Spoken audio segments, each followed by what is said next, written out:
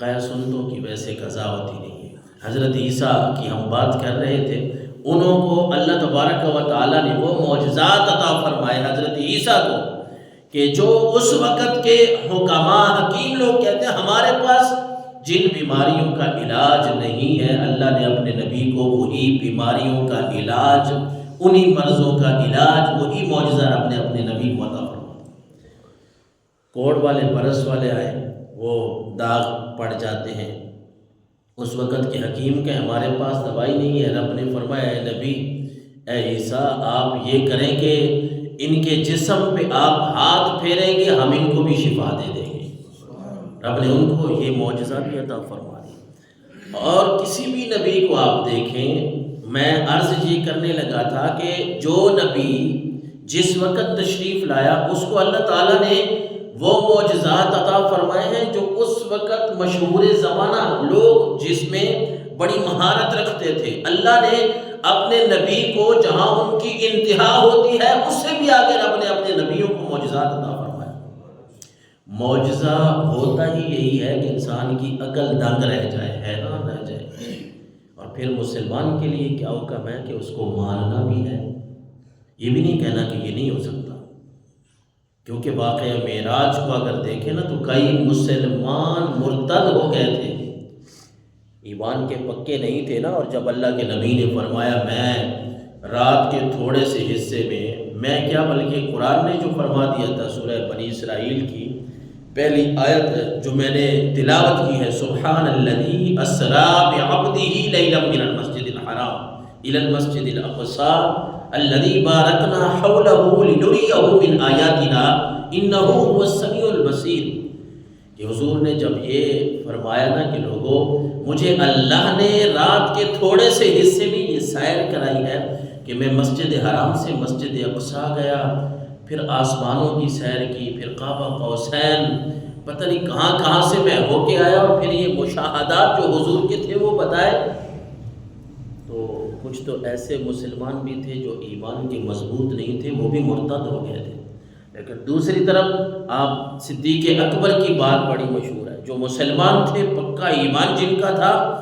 صدیق اکبر کے پاس بھی گئے تھے نا کافر۔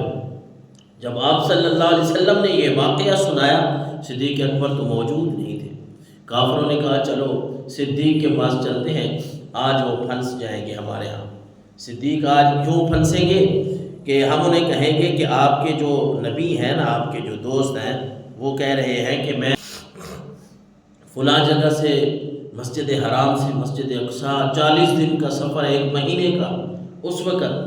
اور پھر میں آسمانوں کی سیر بھی کر کے واپس آیا، بستر بھی اسی طرح گرم، کنڈی بھی ہل رہی ہے، وضو کا پانی بھی چل رہا۔ تو صدیق کو جب یہ بات بتائیں گے تو شاید وہ لڑکھڑا جائیں گے، سوچنے پہ مجبور ہو جائیں گے، لیکن انہیں اس بات کا ادراک نہیں تھا کہ جو سرکار دو عالم صلی اللہ علیہ وسلم پہ سب کچھ نچھاور کرتے ہیں نا، پھر وہ صرف یہی دیکھتے ہیں کہ اللہ کے نبی نے فرمایا ہے تو یہ حق اور سچ ہے۔ جب حضرت صدیق اکبر کو پہلے تو ابو بکر ہی ان کو کہتے تھے، اور یہی واقعہ جو ہے وہ ان کو صدیق بنا گیا کہ کافروں نے جب کہا کہ صدیق آپ کے نبی جو ہے وہ تو یہ کہہ رہے ہیں کہ میں رات کے تھوڑے سے حصے میں اتنی سیر کر کے آؤں، حضرت صدیق نے فرمایا کہ مجھے یہ بتاؤ کہ یہ کیا میرے نبی نے فرمایا ہے؟ وہ کہتے ہیں کہ ہاں تمہارے نبی نے ہی کہا ہے۔ صدیق نے کہا، ابو بکر نے کہا، لوگوں یہ تو پھر چھوٹی بات ہے، ہم تو اس نبی کے کہنے پہ بہت آگے کی باتوں پہ ایمان رکھتے ہیں، ہم تو ان کے کہنے پہ اللہ کو مان بیٹھے ہیں، خدا کو ہم نے دیکھا نہیں ہے اپنی آنکھوں سے، جنت کو ہم نے نہیں دیکھا، دوزخ کو ہم نے نہیں دیکھا، قیامت ہم نے اپنی آنکھوں سے دیکھی نہیں ہے، چاند کا 2 ٹکڑے ہونا، وہ پہاڑوں کا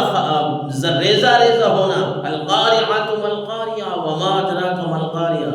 یوم یکون الناس کالفراش المبثوث وتکون الجبال کالعہن المنفوش، یہ قرآن جو کہہ رہا ہے کہ یہ پہاڑ بڑے بڑے ریزہ ریزہ ہو جائیں گے روئی کے گالوں کی طرح، ہم نے تو یہ باتیں دیکھی نہیں ہیں۔ اقتربت الساعۃ وانشق القمر، کسی جگہ پہ اذا الشمس کورت واذا النجوم انکدرت، قرآن کہتا ہے یہ سورج لپیٹ دیا جائے گا،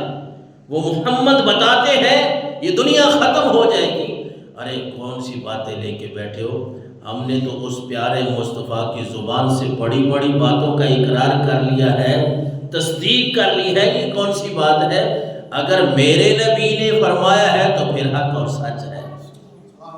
اللہ کے نبی نے جب یہ واقعہ سنا کہ ابوبکر نے میری اس طرح تصدیق کی ہے، تب آپ نے فرمایا تھا کہ وہ تو صدیق ہیں، وہ سچے ہیں۔ اور پھر یہ لقب